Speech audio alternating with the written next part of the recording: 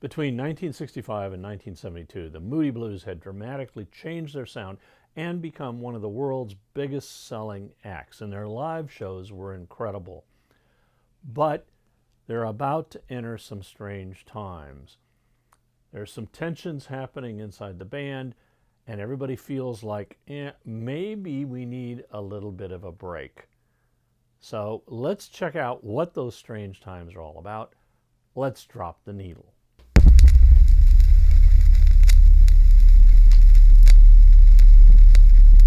After all their phenomenal success and their nonstop touring, the members of the Moody's decide, we need a bit of a break.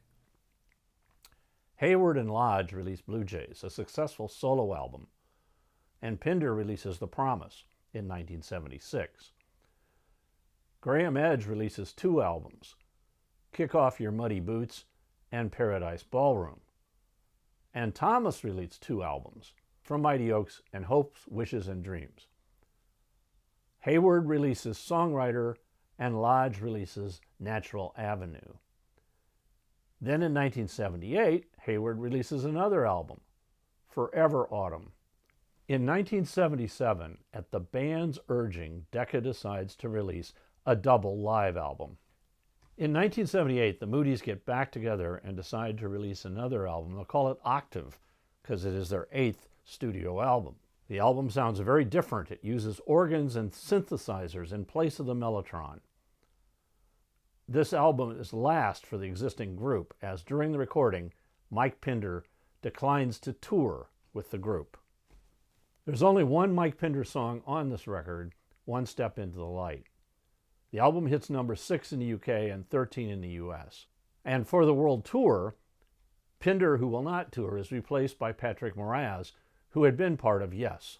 After the tour, the Moody's decide to record a new album. Now, Pinder decides that even though he's not touring with the Moody's, he should be part of the recording process.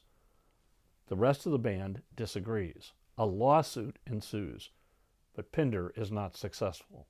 As a result, he's never appeared with the original Moody Blues since then. In 1981, the rest of the band releases Long Distance Voyager. The album yielded 2 singles, Gemini Dream and The Voice, and became a hit, reaching number 7 in the UK and 11 in the US. They continued to tour, with Moraz using the mellotron on stage. In 1983, they released The Present. It is the last studio album to be released on their label, Threshold Records. It had 3 minor hit singles, Blue World, Sitting at the Wheel, and Running Water.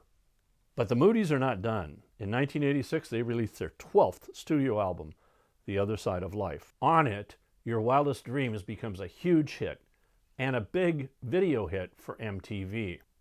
With all this exposure on MTV, the album got favorable response. Around this time, Ray Thomas says he's done recording with the band, but he will appear on stage with them. So true to his word, Ray Thomas does not appear in the recording of the next album, which was released in 1988, Sur le Mur. On this album, the band is just a quartet with Hayward, Lodge, Edge, and Moraz. The album contains the hit I Know You're Out There Somewhere, which is sort of a sequel to In Your Wildest Dreams from the previous album. I also like I Want to Be With You, No More Lies, and Love Is on the Run. In 1991, Moraz is fired from the band after he did an interview where he was very critical of his role in the band. Now, he said he was hired as a lifetime member of the Moody Blues. The rest of the group said no, he was just a session player. In 1991, the Moody's released their 14th studio album, Keys of the Kingdom. It didn't do very well. It reached 54 in the UK and 94 in the US. Patrick Moraz had been fired just shortly after they started working on this album, so for the few tracks he performs on, he's listed as an additional keyboard player. And Ray Thomas returns to record his first flute section on an album in over 8 years.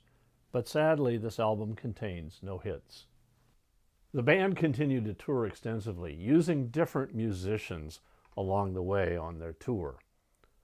And then they recorded an album at the Red Rock Stadium in Colorado, and it is actually the first time that the Moody Blues appeared on stage playing alongside with an orchestra. It took 4 years after that for their next album to come out. It's called Strange Times. It's the last album to feature flautist and vocalist Ray Thomas. There are no hits on the record. It sold very poorly, only reaching 90s in the charts in both the UK and the US. In 2002, with Ray Thomas leaving, then once again the Moody's are a trio. Hayward, Lodge, and Edge release December in 2003, their 16th and final album and their only Christmas album. Besides originals, it includes covers of John Lennon's Happy Xmas, War is Over, and Irving Berlin's White Christmas. Lodge said the album came about because all of their albums are theme albums, and Christmas is one of the greatest themes for everyone. After the release of the Christmas album, the band decided to stop recording, but they continued to tour. Now, as usual, I've created a Spotify playlist where you can listen to some of the songs that I've talked about in this episode. And here's the link, and I'll also put it in the comments below. In 2017, they celebrated the 50th anniversary of the album Days of Future Past by playing it in its entirety on stage. Ray Thomas died at the age of 76 in 2018, just a couple of months before the band was inducted into the Rock and Roll Hall of Fame. Graham Edge died at the age of 80 in 2021. He was the only member to remain with the band throughout its history. Denny Laine, of course, went on with Paul McCartney and Wings, died in December of 2023 at the age of 79. Mike Pinder died in 2024 at the age of 82.